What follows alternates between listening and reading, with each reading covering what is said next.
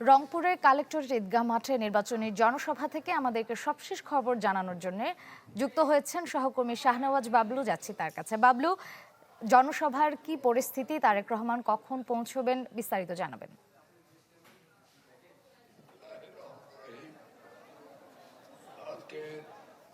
জনসভার প্রস্তুতি তো রয়েছে। বিএনপি নেতাকর্মীরা ইতিমধ্যেই নগরের যে কালেক্টরেট ঈদগাহ ময়দান আছে সেখানে এসে জড়ো হয়েছেন। ইতিমধ্যেই বিএনপি মহাসচিব মির্জা ফখরুল ইসলাম আলমগীর এই জনসভায় এসে যোগ দিয়েছেন। সারা রংপুর বিভাগের যে 33টি আসনের যে দলের মনোনীত প্রার্থী যারা রয়েছেন তারা জড়ো হয়েছেন এখানে এখন স্থানীয় নেতৃবৃন্দ যারা রয়েছেন তারা বক্তব্য রাখছেন। এরপর তারেক রহমান আসলে হয়তো সিনিয়র নেতৃবৃন্দ অর্থাৎ যারা মনোনয়ন পেয়েছেন এর মধ্যে সিনিয়রদের মধ্যে যারা রয়েছেন তারা বক্তব্য রাখবেন।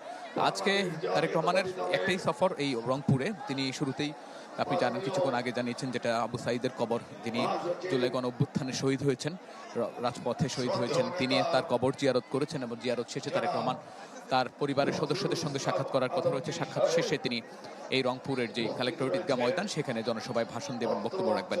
বলা যায় 22 বছর পর তিনি এই রংপুরে আসছেন। সবশেষ 2003 সালে এখানে একটি কম্বল বিতরণের যে কর্মসূচি ছিল শীতার্তদের মাঝে, সেখানে তখন তিনি এসেছিলেন। তখন তিনি দলের সিনিয়র যুগ্ম মহাসচিব ছিলেন, এখন দলের চেয়ারম্যান। নেতাকর্মীদের মধ্যে একটি বাড়তি উচ্ছ্বাস উদ্দীপনা কাজ করছে। নেতাকর্মীরা বলছেন তারা দেখার জন্য, এক নজর দেখার জন্য হলেও এসেছেন। এবং বিশেষ করে উত্তরবঙ্গে যেহেতু দীর্ঘদিন স্বাধীনতার পরবর্তী সময় থেকে যে ভোটের সমীকরণ যদি বলি আমি, বিএনপি কিছুটা পিছিয়ে আছে এখানে বলা যায় জাতীয় পার্টি অধ্যুষিত এলাকা এবং তারপরে এবং এই এলাকা থেকে বিএনপি প্রতিবারই তেমন ওই ধরনের সুবিধা করতে পারেনি প্রতি নির্বাচনে। কিন্তু নেতাকর্মীরা প্রত্যাশা করছেন এবার তারেক নির্ধারিত যে সময়, এই সময়ের মধ্যে তারেক রহমানের সফর, অর্থাৎ নির্বাচনের আগে তারেক রহমানের সফরটা অনেকটাই গুরুত্বপূর্ণ, ইফেক্টিভ হয় তাদের কাছে।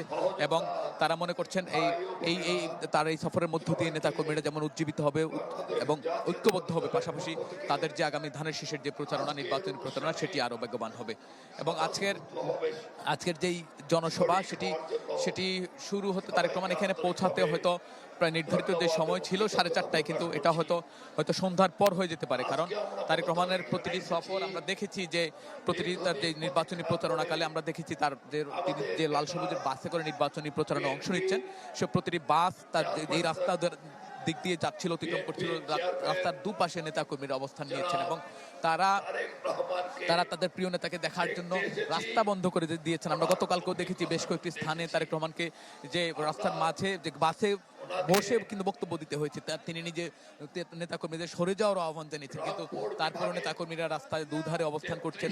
আমি গতকালকেও দেখেছি মধ্যরাতে তারেক রহমানের যেই বগুড়ার যে তার নির্বাচনী এলাকা, যেটি সাতমাথায় তার যেই কর্মসূচি ছিল, তার সন্ধ্যা 7টার পর কর্মসূচি ছিল, কিন্তু তার সেখানে পৌঁছাতে প্রায় রাত 12টা বেজে যায়। আমরা দেখেছি নেতাকর্মীদের ঢল এবং তাদের প্রিয় নেতাকে দেখার জন্য তাদের যে উদ্বেগের জায়গা, আগ্রহের জায়গা, সেটি অনেকটাই ফুটে উঠেছে। এবং আপনি জানেন সিলেটের পর তিনি সিলেটের বিভাগের মধ্যে প্রায় 7টি জনসভায় অংশ নিয়েছিলেন। এরপর তিনি চট্টগ্রামে প্রায় 6টি জনসভায় বক্তব্য দিয়েছেন এবং সবশেষ রাজশাহী বিভাগে তিনি সফর করছেন। গতকালকে রাজশাহী বিভাগের যে শহরের যে মাদ্রাসা মাঠ, সেখানে নির্বাচনী জনসভায় অংশ নিয়েছিলেন। পরে তিনি নওগাঁর জনসভায় অংশ নিয়েছিলেন, পরে যে বগুড়ায় তিনি জনসভায় অংশ নিয়েছিলেন। আজকে রংপুরে এখানে জনসভা শেষ করে তিনি বগুড়া যাবেন, রাত্রি যাপন শেষে সকালে তার নির্বাচনী এলাকায় অংশ নেবেন। তারপর সিরাজগঞ্জ, টাঙ্গাইলে জনসভায় অংশ নিয়ে তিনি ঢাকায় ফিরবেন।